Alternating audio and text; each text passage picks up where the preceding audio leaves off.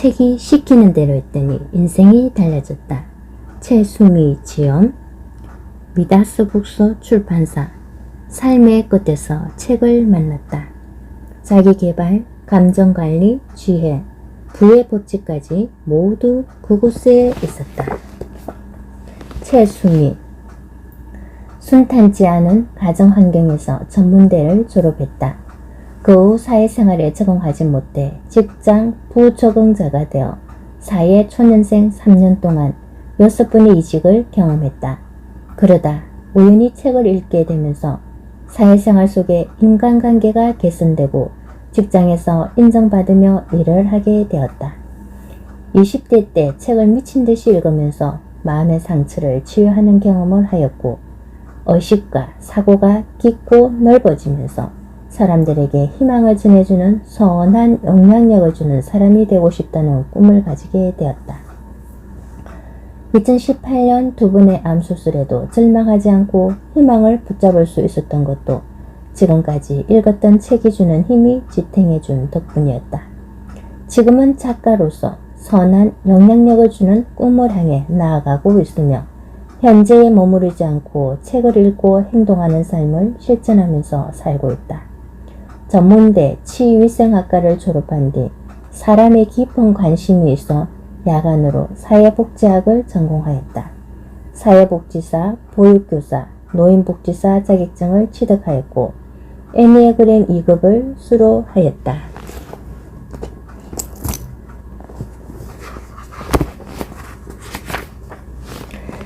프롤로그. 지금 당장 손에 책을 들자. 학창시절 책을 읽는 것보다 친구들과 노는 것을 좋아했다. 그때의 책의 필요성을 느끼지 못했다. 순탄지 않은 가정환경이었지만 다들 그렇게 사는 줄 알았다. 특유의 단순함과 긍정적인 성격으로 크게 개의치 않은 것도 사실이다. 학창시절까지만 해도 내가 좋아하는 친구들이 있었고 나를 좋아해주는 친구들이 있었기에 관계에 대해 고민해 본 적이 없었다. 그런데 사회에 나와보니 학창시절과는 다르게 관계가 어려웠고 그 문제는 나를 직장 부적응자로 만들었다. 사회는 편한 친구들에게 하듯이 하면 안 되는 조직이었다. 사람들을 대할 때도 방법이 필요했다. 나는 그 방법을 몰라 모난 돌이 정을 맞듯이 두들겨 맞기만 했다. 결국에는 적응하지 못하고 3년 동안 이직을 6번이나 했다. 사회생활에 적응하지 못하게 되면서 불평과 불만이 커져갔다. 그러던 중 우연히 책을 만났다. 처음 책을 읽기 시작할 때는 재미 위주의 읽을거리로만 생각했다. 그러다가 인생책인 데일 카네기의 인간관계론을 만나게 되었다. 이 책을 읽기 시작하면서 나는 나 자신을 점검하기 시작했다. 지금까지 사회생활에서 내가 적응하지 못하고 헤매던 이유를 찾게 되었다. 책을 읽으면서 나의 단점을 보완하게 되었고 그로 인해 직장 부적응자에서 조금씩 벗어날 수 있었다. 직장에서의 관계가 개선되다 보니 인정도 받게 되었다. 그 후로는 책을 닥치는 대로 읽기 시작했고 좁았던 나의 의식 세계가 커지면서 현실에 안주하고 살지 말라는 메시지도 받았다. 책은 더 많은 세계를 나에게 제시해 주었고 그 많은 세계에서 너도 그들처럼 성공하며 살 수 있다고 희망을 말해 주었다. 책을 읽기 전까지 희망과 꿈이 없었다. 그런데 책을 읽으면서 지금보다는 더 잘 살고 싶어졌다. 항상 돈에 쪼들려 살았던 우리 집에서 나는 항상 그렇게 살아야만 하는 줄 알았다. 그런데 책에서는 나에게 그렇게 살지 말라면서 방법도 제시해 주었다. 책이 알려주는 방법을 하나 둘 실천해 가기 시작했다.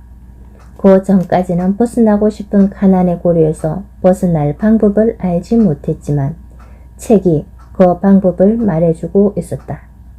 책은 나에게 가난의 고리를 끊는 방법들을 알려주어 내 삶의 한 줄기 빛이 되어준 고마운 존재다. 사람들은 지금보다 더 잘 살고 싶어한다. 그러면서 방법은 찾지 않는다. 간단하고 저렴한 방법으로 부에 가까이 갈 수 있는데도 말이다. 그것은 책이다. 책에는 지금보다 훨씬 풍요롭게 살 수 있는 방법들이 가득하다.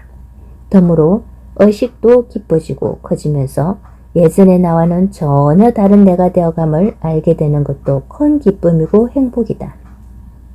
인생을 살면서 변하고 싶지만 막상 변화를 시도하자니 겁이 날 것이다. 어떻게 변해야 하는지 알 수 없고 방황하고 있을 것이다.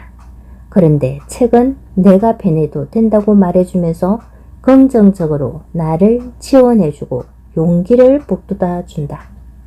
현실에서는 지지를 못 받지만 책에서는 이미 성공한 성공자들이 변해야 한다고, 앞으로 나아가야 한다고 나를 지시하며 나아갈 방향도 제시해준다. 우리는 책을 통해 성공자들이 알려주는 방법을 손쉽고 저렴하게 배울 수 있다. 내가 그랬다. 어느 날 나에게 갑작스럽게 다가온 책은 힘들어하던 내 삶의 돌파구를 제시해 주었다. 나는 책이 주는 방법과 기회의 조언을 그대로 받아들였다. 그러면서 나는 인생을 살아가는 방법을 알게 되었고 지금은 예전보다 더 풍요로운 삶을 살아가고 있다. 앞으로 더 큰 의식과 물질적 풍요를 누리고 살 것이라는 믿음이 있다. 나는 이 책을 통해 힘들어하는 사람들에게 희망을 전해주고 싶다. 내가 책을 통해 인생의 희망을 발견했듯이 이 책을 읽는 사람들이 책의 필요성을 느끼고 책을 통해 희망을 품고 진짜 꿈을 찾게 되고 그것을 하나씩 이루면서 살아가기 바란다. 책을 비약적으로 읽게 된다면 분명 당신의 삶은 달라질 것이라 장담한다. 책을 읽게 되면 사고가 바뀌고 의식이 달라지기 때문이다. 자, 그럼 준비가 되었는가? 지금 당장 손에 책을 들자. 당신은 더 나은 인생으로 가는 가장 빠른 지름길을 선택하는 것이다. 마지막으로 이 책이 나오기 전까지 항상 나에게 힘이 되어준 우리 가족에게 감사를 전하고 싶다. 책을 쓴다고 평소 하던 일까지 못했지만 묵묵히 지켜봐주신 존경하고 사랑하는 우리 엄마 양순호 여사님, 오빠, 항상 조용히 믿음으로 지켜봐주는 언니와 행부, 그리고 사랑하는 조카 이용과 지희 모두에게 진심으로 사랑하고 고맙다고 인사를 하고 싶다. 그리고 내가 작가의 길을 걸을 수 있게 멋지게 코칭해 주신 우주 최강 코치님이신 김도사님과 검마당님에게 감사의 인사를 표한다. 끝으로 나를 지으시고 항상 조건 없이 사랑해 주시는 주님께 영광을 돌리고 길 잃은 어린 양이 헤매지 않도록 이끌어 주심에 감사드린다. 가장 좋은 때에 가장 좋은 것을 주신다는 것을 알기에 앞으로도 주님이 주시는 모든 것을 믿고 따를 것이다. 내가 몰랐던 것을 알게 되다. 순탄치 않은 가정환경. 내 어린 시절을 생각해보면 부모님은 항상 싸우셨다. 하루가 멀다 하고 싸우는 집안에서 나는 불안감을 안고 살고 있었다. 그런 불안감이 내재되어 있었을까? 집에 있는 것보다 밖으로 나가 친구들과 어울리는 것을 좋아했다. 오죽했으면 엄마는 나에게 역마살이 있느냐고 맨날 밖으로 나가서 논다고 야단을 치셨다. 나는 집에 있으면 불안하고 답답했다. 밖에서 친구들과 놀다 집에 들어갈 때가 되거나 학교가 끝나고 집에 가야 할 때가 되면 좋으면서도 불안했다. 오늘은 엄마 아빠가 안 싸웠겠지? 오늘 집안 분위기는 괜찮을까? 때로는 집에 엄마 아빠가 없을 때 안도감을 느꼈다. 집에 혼자 있는 게 편했다. 그래서 항상 나는 밖으로 돌아다녔던 것 같다. 어린 시절 우리 집은 가난했다. 나는 우리 집이 가난한 줄 몰랐다. 1970년에서 1980년대에는 모두 사는 게 비슷해서 우리 집이 가난하다는 생각을 못하고 살았다. 그러나 차츰 커가면서 우리 집이 가난하다는 것을 알게 되었다. 언제나 돈에 쪼들려 산다는 것을, 그래서 부모님은 항상 싸우셨다는 것을. 고향에서도 우리 집은 가난했던 모양이다. 내가 초등학교 3학년쯤에 고향 나주에서 광양으로 이사를 했다. 고향에는 논도 밭도 없었다. 부모님은 생활이 힘들던 차에 아빠 친구의 권유로 광양으로 이사를 결심하셨다. 광양에서 아빠는 환경미화원을 하셨다. 항상 새벽에 나가 저녁에 들어오셨다. 엄마는 새로운 터전에서 자리를 잡기 위해 식당으로 일을 다니셨다. 두 분 다 고된 타지 생활이었다. 고향을 떠나온 우리 가족은 방 한 칸 월세방에 5 식구가 살았다. 그게 타지 생활의 첫 집이었다. 어린 나는 그게 좋은 건지 나쁜 건지 알 수 없었지만 내가 선택할 수 있는 문제가 아니었다. 그런데 사춘기에 접어든 오빠는 달랐던 것 같다. 중학생 사춘기에 학교를 옮기다 보니 학교 생활에 적응을 못하는 것 같았다. 오빠가 학교에 안 가고 집에 있는 날이 부쩍 많아졌다. 부모님은 속이 터져 하면서도 오빠를 어르고 달랬다. 그 과정에서도 부모님은 항상 다투셨다. 왜 적응을 못하냐며 이해 못하는 아빠와 그래도 자식 편에서 이해하려고 하는 엄마는 서로 많은 의견 다툼이 있었다.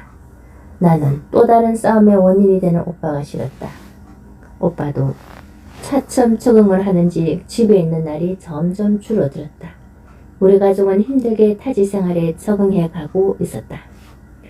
우리가 커가면서 우리 가족은 방 2칸인 집으로 이사를 했다. 방은 2개였지만 집이 산아래 동네였다. 그곳에서 6년 정도 살다가 근로자 아파트로 이사하게 되었다. 그때 부모님이 좋아하시던 기억이 난다. 타지에서 남의 집에만 살다가 내 집이 생겼다는 기쁨이 얼마나 컸을까. 아파트로 이사갈 시점에는 자식 중에 나밖에 없었다. 언니는 중학교를 졸업하고 취업했다. 그때는 고등학교도 시험을 보고 등락이 결정되는 시기였다. 여자 중학교에서 여자 고등학교로 시험을 봤는데 떨어진 것이다. 차선책으로 인문계가 아닌 실업고등학교에 들어가자고 엄마는 권유했지만 아빠는 반대했다. 아빠는 실업고등학교는 멍청한 아이들만 하는 곳이라고 하면서 반대했다. 아빠가 못 배우고 못 사니까 자식들은 잘 살았으면 하는 바람이라는 것을 알고 있다. 하지만 그러지 않고 하는 아빠의 말에 우리 가족은 항상 상처투성이가 되었다. 계속되는 엄마 아빠의 싸움에 언니는 결국 고등학교를 포기하고 취업을 결심했다. 어느 날 학교가 끝나고 집에 와보니 언니가 보이지 않았다. 엄마에게 언니 어디 갔냐고 물으니 공장에 취업해서 서울로 올라갔다고 했다. 참 모를 일이다. 이것이 아빠가 원하는 답이었을까? 그 뒤로도 언니 문제로 부모님은 언성 높이는 일이 많았다. 학창 시절에 이런저런 이유로 나는 집에 있기 싫었다. 집에 있으면 부모님의 칼날 같은 대화가 내 몸속으로 파고드는 것 같았다. 언제나 숙제를 대충 하고 밖으로 나가 놀았다. 집에 있으면 뭔가 모를 불안함에 무기력해졌다. 나는 그 느낌이 싫었다. 항상 활기차고 밝고 싶은데 집에 있으면 우울해지고 짜증이 났다.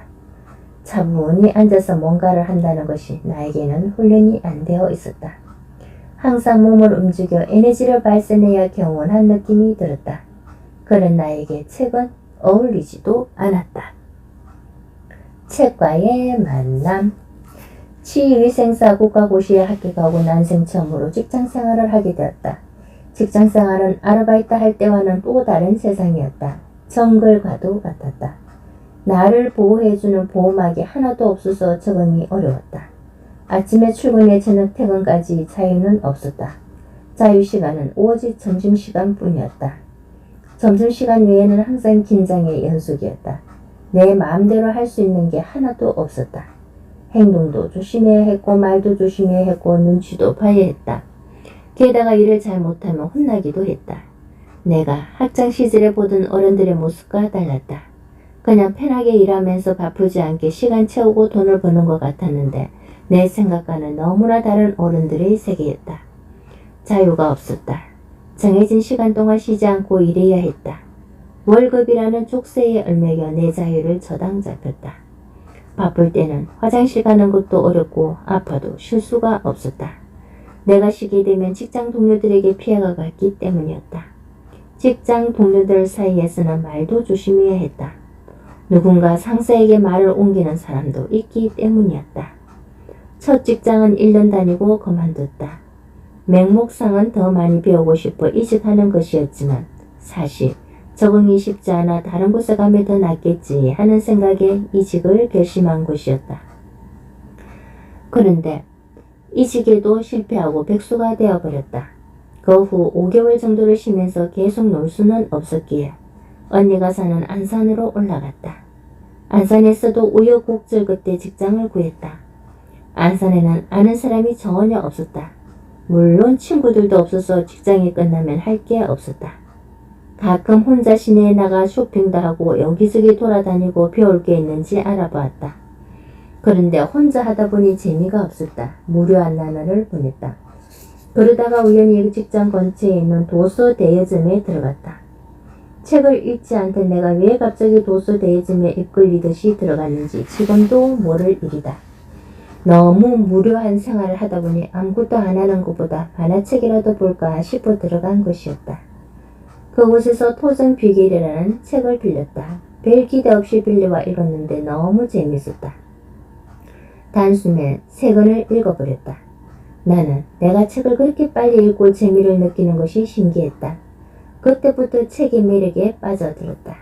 학창 시절에는 책을 읽어본 적 없는 내가 책의 세계에 입문한 것이다. 책은 나이가 그동안 경험해보지 못한 즐거움과 행복을 주기 시작했다. 오히려 친구들과 만나 수다를 떠는 것보다 혼자 책을 읽을 때가 더 행복했다. 그전에는 왜 책이 재미없게만 느껴졌는지 모를 정도였다. 절망적인 환경 속에서 헤매고 있는 나에게 책은 재미와 희망으로 다가왔다. 나도 처음 책을 읽기 시작할 때는 재미 위주로 읽었다. 친구들과 어울리지 못하는 상황이다 보니 책에서 재미를 느끼고 싶었던 것이다. 그 당시에는 주로 토증비결, 황진이, 나니아 연대기, 삼국지, 반지의 제왕 같은 소설류와 에세이들을 읽었다. 그러다가 우연히 자기계발서인 데일 카네기의 인간관계론을 읽게 되었다. 이 책은 나에게 혁명 같은 책이었다. 직장생활을 하는 나는 직장 부조공자였다. 학교 때와 다르게 직장은 정글 같았다. 서로 시기 질투도 하고 상사에게 더 인정받기 위해 애교도 부리고 빈말도 해야 하고 하기 싫은 것도 웃으면서 해야 하는 곳이었다. 그런데 나는 그런 성격이 못됐다. 애교도 없고 빈말도 못하고 바른 말만 하고 내가 타당하다고 생각하지 않으면 동의하는 성격도 아니었다. 그러니 직장생활이 순탄치가 않았다. 대학 동기들은 첫 직장에 들어가 기본 3년을 묵묵히 잘 다니는데 나는 4년 동안 6번 직장을 옮겼다. 나는 직장이라는 제도에 적응하지 못하는 직장 부적응자였던 것이다. 어떻게 사회생활을 해야 한다고 가르쳐주는 사람도 없었고 배울 곳도 없었다. 혼자 터득하기에는 어디서부터 얼마만큼 해야 하는지 몰랐다. 그러다가 인간관계론을 읽게 된 순간 나의 문제점과 내가 알지 못했던 인간관계를 알았다.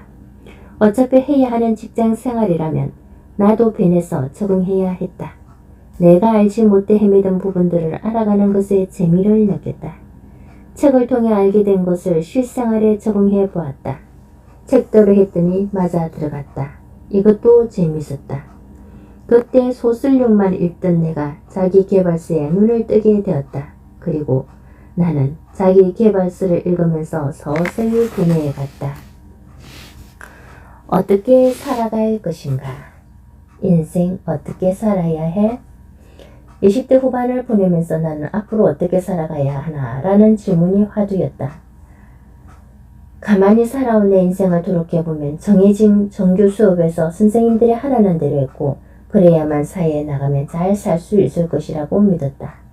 그런데 사회에 나와 직장생활을 해보니 그게 아니었다. 사회에서 하라는 대로 하면서 계속 살면 나에게 남는 것은 가난과 골병뿐이라는 생각을 하게 되었다. 한두 해의 일을 하면서 체력은 점점 떨어졌고 직업병이라는 것도 생겨났다. 힘들게 일해도 월급은 항상 제자리였다. 1년마다 연봉 협상이라는 걸 하더라도 한 달에 10만원 오르는 꼴이었다. 그런데 나는 그 10만원을 올려받기 위해 오늘도 열심히 일해야 했다. 언젠가는 10만원이 올라가는 것마저 동결이 되는 날이 올 것이 아닌가. 어느 정도의 직장생활을 하면서 나는 고민이 되기 시작했다. 나 앞으로 어떻게 살아야 돼? 어떻게 살아야 잘 사는 거야? 이대로 가면 내 인생은 어떻게 될까? 나이가 들어도 계속 일은 할 수 있을까? 이런 생각들이 나를 붙들고 있었다. 앞날을 생각하니 막막했다. 나는 결혼 정년기가 되어갔지만 결혼에는 관심이 없었다.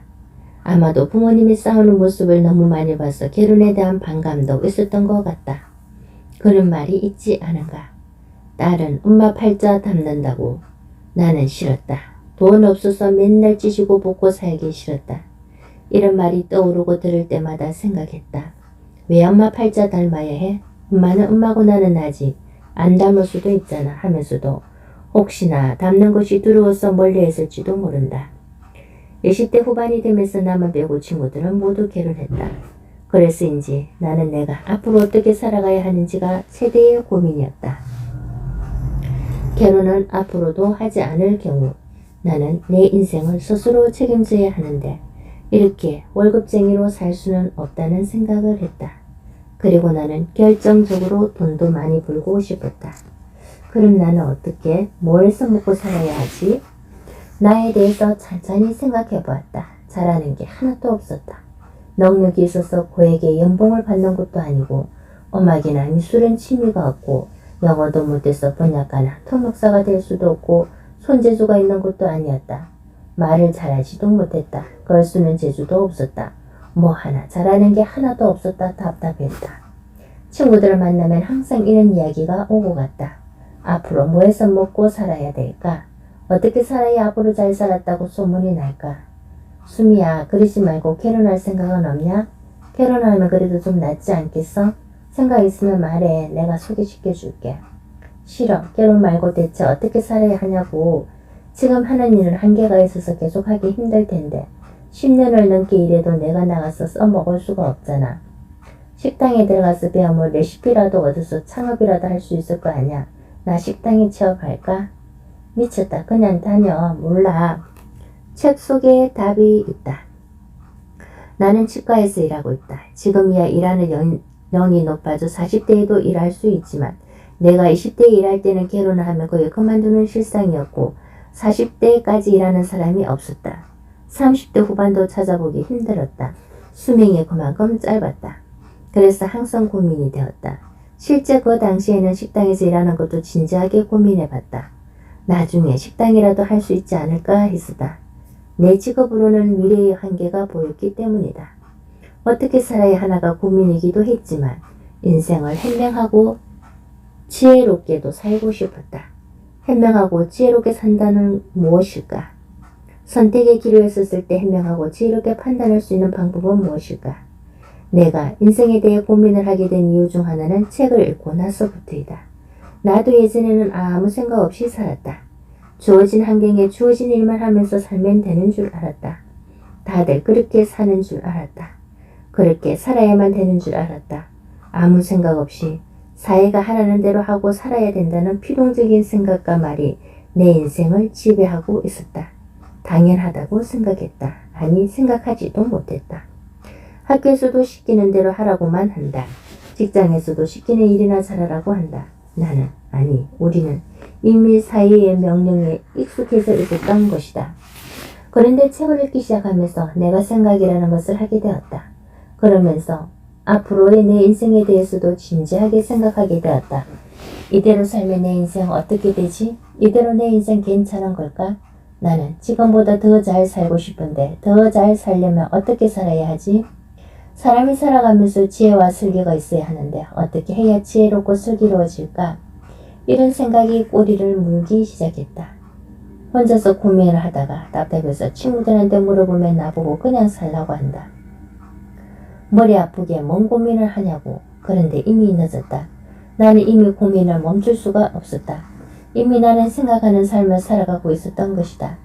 주변에는 내가 도움을 청할 만한 사람이 없었다. 물론 친구들이 살아가는 모습을 보면서 배우기도 했지만 나는 지금과는 다른 인생을 살고 싶었다. 얕은 물이 아닌 깊은 물에서 자유로이 헤엄치면서 살고 싶다는 욕구가 강하게 올라왔다. 나는 답을 책에서 찾기로 했다. 책 속에 길이 있다라는 말이 있다.